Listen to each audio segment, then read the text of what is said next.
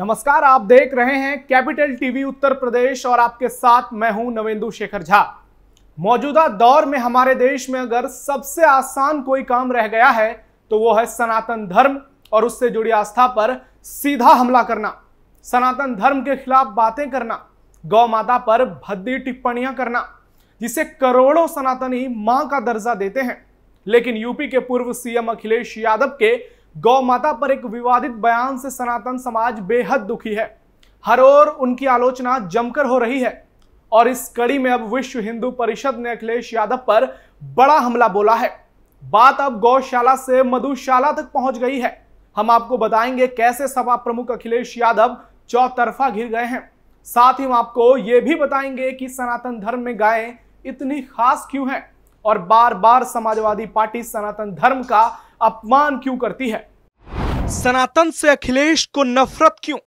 Samajwadi party का एक ही काम, बार बार सनातन को करो बदनाम। सनातन का अपमान अब नहीं सहेगा हिंदुस्तान। यूपी के पूर्व सीएम और सपा सुप्रीमो अखिलेश यादव के गौशाला पर दिए बयान ने देश भर में सियासी घमासान मचा दिया है और यह घमासान रुकने का नाम नहीं ले रहा है, क्योंकि अखिलेश का बयान यह बताने के लिए काफी है कि सनातन को लेकर उनकी सोच क्या है। वो बार बार कैमरे पर कितनी सहजता से तुष्टीकरण करने के लिए सनातन धर्म का अपमान करते हैं। जी हां, हम ऐसा इसलिए कह रहे हैं क्योंकि देश के सबसे बड़े सियासी सूबे के पूर्व सीएम महोदय को गौशाला से दुर्गंध आती है और इस बात की पुष्टि खुद माननीय नेताजी ने ही की है। सोशल मीडिया पर अखिलेश यादव का यह बयान इतना वायरल हो रहा है कि हर ओर लोगों के जहन में सिर्फ यही सवाल है कि आखिर तुष्टीकरण के लिए कोई इतनी घटिया बयानबाजी कैसे कर सकता है, जो खुद को भगवान श्री कृष्ण का सबसे बड़ा भक्त बताते हैं और ये तक कह देते हैं कि उनके सपने में खुद भगवान श्री कृष्ण आए थे। वो खुद को यदुवंशी कहते हैं, लेकिन उनका बयान ये स्पष्ट करता है कि कथनी और करनी में जमीन आसमान का फर्क वाकई में होता है। जो बात जहन में होती है वो जुबान पर आ ही जाती है। लेकिन इस बार सपा प्रमुख हर ओर से घिर गए हैं। बीजेपी और उसकी सहयोगी तो अखिलेश पर करारा हमला कर ही रही है, पलटवार लगातार हो रहा है। लेकिन अब विश्व हिंदू परिषद ने गौ माता के अपमान पर अखिलेश यादव पर सवालों के बौछार खड़े कर दिए हैं। वीएचपी ने खोला अखिलेश के खिलाफ मोर्चा। विश्व हिंदू परिषद के प्रवक्ता विनोद बंसल ने अखिलेश यादव पर बड़ा हमला बोला है और तीखी प्रतिक्रिया देते हुए कहा है कि प्रदेश के पूर्व सीएम को अपने इस बयान के लिए माफी मांगनी चाहिए, वरना गौ भक्त और सनातन समाज समाजवादी पार्टी को आने वाले समय में मजा चखा सकती है। विनोद बंसल ने अपने सोशल मीडिया प्लेटफॉर्म एक्स पर एक पोस्ट के जरिए सपा प्रमुख अखिलेश यादव पर जोरदार पलटवार करते हुए कहा कि जिन्हें गौ माता से बदबू आती हो, क्या वो भगवान श्री कृष्ण के भक्त हो सकते हैं? जिन्हें गौ माता से दुर्गंध आती हो, क्या वो यदुवंशी कहला सकते हैं? वीएचपी प्रवक्ता विनोद बंसल यही नहीं रुके। उन्होंने अखिलेश यादव पर तंज कसते हुए कहा कि जिनकी नाक मधुशाला की आदि हो, उनको गौशाला में सुगंध कैसे आ सकती है। जी हां, यह बड़ा हमला वीएचपी प्रवक्ता विनोद बंसल ने अखिलेश यादव पर किया है। गौ माता के साथ साथ राणा सांगा पर भी घिर गए अखिलेश। विनोद बंसल ने गौ माता के साथ साथ अखिलेश यादव को और सपा को राणा सांगा के मुद्दे पर भी घेरा और तीखी आलोचना की। उन्होंने कहा कि जो वीर राणा सांगा को गद्दार बताते हो, उन्हें माताओं से तो दुर्गंध ही आएगी ना। जो अपने बाप का नहीं, चाचा ताऊ का नहीं, वो इंसान गौ माता का कैसे हो सकता है। सपा सरगना को गौ माता और हिंदू धर्म के इस अपमान पर बिना देर किए देश भर के लोगों से तुरंत माफी मांगनी चाहिए। और उन्होंने इस बात को भी दोहराया कि माफी नहीं मांगने पर सनातन समाज चुप नहीं बैठने वाला है और समय पर अखिलेश और सपा को करारा जवाब भी मिलेगा, क्योंकि जिसने भी गौ माता या उनके भक्तों का अपमान किया है वो उसके कोप से नहीं बच पाया है। ये कहना है विश्व हिंदू परिषद के प्रवक्ता विनोद बंसल का। चलिए आपको एक बार फिर से शॉर्ट में बताते हैं कि आखिर अखिलेश ने गौ माता पर क्या बोला था, जिसे लेकर विनोद बंसल सपा और अखिलेश पर एक के बाद एक ताबड़तोड़ हमले कर रहे हैं। दरअसल सपा प्रमुख अखिलेश यादव ने कन्नौज में मीडिया से बातचीत के दौरान कहा कि कन्नौज में हमने भाईचारे की खुशबू फैलाई है, लेकिन दूसरी ओर बीजेपी है जो नफरत की बदबू फैलाती है।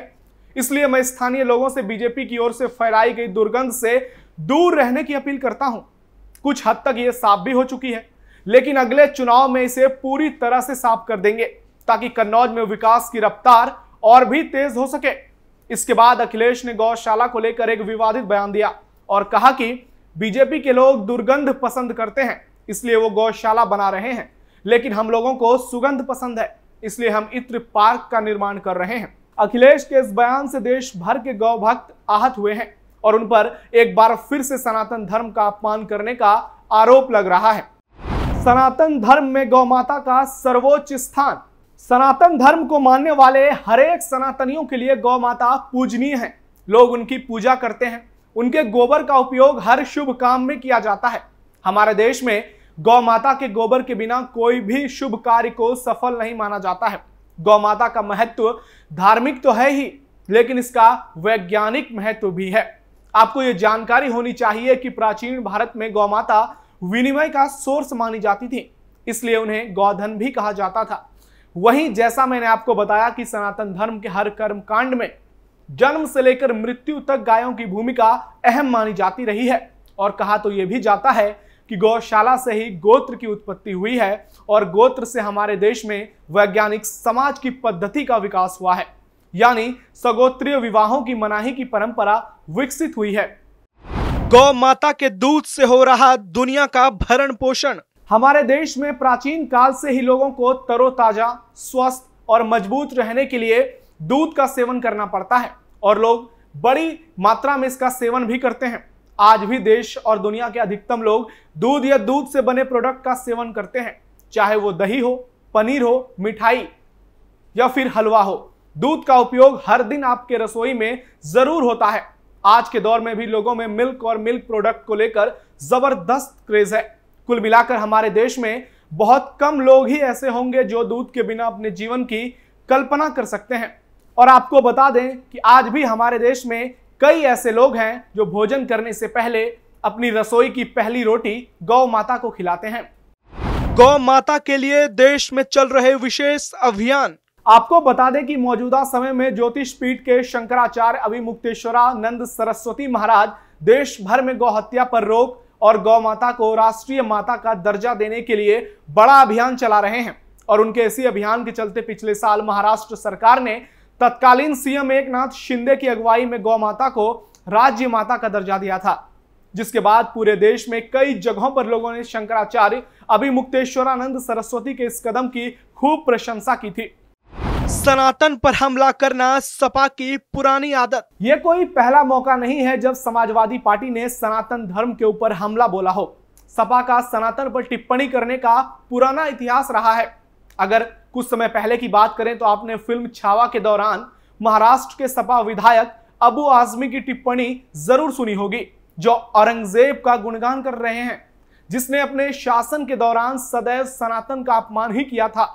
सपा के पूर्व नेता स्वामी प्रसाद मौर्य ने तो सनातन को लेकर एक के बाद एक घटिया बयान दिए थे। रामचरितमानस पर भद्दी टिप्पणियां की थी, एक बार नहीं बल्कि कई बार, और उन्हें इसका इनाम भी समाजवादी पार्टी ने दिया था।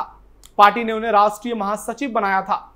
इसके बाद भगवान श्री राम की धरती अयोध्या के फैजाबाद से सांसद अवधेश प्रसाद से लोकसभा चुनाव में जीत के बाद जब जय सिया राम और जय श्री राम कहने के लिए बोला गया तो वो असहज हो गए और उन्होंने ऐसा नहीं कहा। हाल ही में महाकुंभ के दौरान भी कई सपा नेताओं ने बयानबाजी की, लेकिन जैसे ही रमजान का महीना शुरू हुआ सभी के स्वर ही बदल गए। अब तक राम मंदिर नहीं गए हैं अखिलेश यादव। 22 जनवरी 2024, ये तारीख तो आपको जरूर याद होगी, जब भारत समेत पूरा विश्व अयोध्या में भगवान श्री राम के भव्य राम मंदिर के लोकार्पण से बेहद खुश था। उस दौरान अखिलेश यादव ने कार्यक्रम का आमंत्रण ही ठुकरा दिया था और आज साल भर से ज्यादा हो गए, लेकिन अखिलेश यादव अब तक राम मंदिर नहीं गए हैं। अखिलेश ने तो ये तक कह दिया था कि जिस कंपनी ने राम मंदिर बनाया है उसने एक्सप्रेसवे क्यों नहीं बनाया। हालांकि आपको ये जानकर हैरानी होगी कि जो सपा महाकुंभ और राम मंदिर पर बयानबाजी करती है उसे ये समझना चाहिए कि यूपी के विकास में महाकुंभ ने कितना बड़ा योगदान दिया और राम मंदिर ने तो अयोध्या समेत पूरी यूपी की ही तस्वीर बदल दी है। हर दिन बड़ी संख्या में राम भक्त वहां पहुंच रहे हैं, जो ना सिर्फ पर्यटन को बढ़ावा दे रही है बल्कि इकोनॉमी को भी बूस्ट कर रही है। खैर, गौ माता पर अखिलेश के बयान से तो पूरा सनातन समाज दुखी है ही, लेकिन अब देखना यह होगा कि विश्व हिंदू परिषद की मांग पर सपा प्रमुख माफी मांगते हैं या फिर नहीं, क्योंकि एक बात तो तय है कि अगर अखिलेश यादव अपने बयान पर कायम रहते हैं तो बीजेपी भी इसे बड़ा मुद्दा बनाएगी और साल 2027 में होने वाले विधानसभा चुनाव में यह अखिलेश यादव और सपा के लिए दिक्कत पैदा कर सकती है। फिलहाल स्पेशल स्टोरी में इतना ही। आप जुड़े रहिए कैपिटल टीवी उत्तर प्रदेश के साथ। नमस्कार।